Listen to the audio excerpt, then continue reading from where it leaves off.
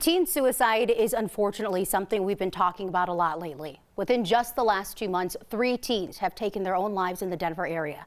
Tonight, a dad who knows the pain all too well wants to keep the conversation going. He told 9 News reporter Jordan Chavez that he wants his son's death to save lives. Dear friend, Jason was my youngest son. Though it's been a while since Clark Flatt read the words he wrote years ago, he knows their importance. From all appearances, my son loved life. Because of what they might do for people experiencing a specific kind of loss. But on July the 16th, 1997, everything changed. After Clark's son Jason took his own life, Clark started the Jason Foundation in Nashville. He was dedicated to stopping other kids from going down a similar path. Probably one of the most dangerous aspects of youth suicide is how it has been the silent epidemic. The Jason Foundation has gone nationwide in hopes to help parents, teachers, and other young people spot at-risk behaviors like depression, anger, or even a lack of interest. People are struggling with these things now. Last week, students at Cherry Creek High School walked out of their classes to raise awareness about suicide after losing 2 of their own within 6 weeks.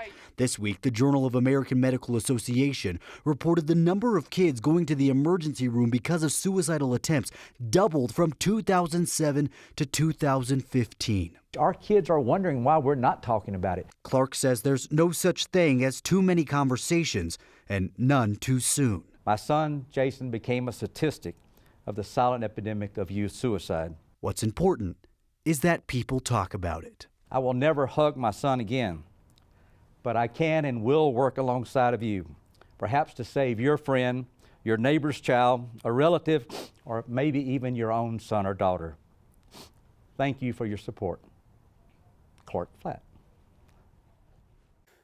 The Centers for Disease Control and Prevention say 4,600 people between the ages of 10 and 24 die by suicide each year. They also say that number, it's likely underreported because of a stigma that's been placed around it. The Jason Foundation is just one of many resources out there that can help. We'll post their link in this article on 9news.com, as well as share other contacts for people seeking help. Kristen, it's a lot like that conversation around mental health. It's trying to remove that stigma so people will go out there and get the help they so desperately need. And what he calls it's a silent epidemic because some people don't want to talk about it, and now's the time to talk about it. Absolutely. It's all about keeping that conversation going and getting that momentum more and more and more. All right, Jordan, thank you.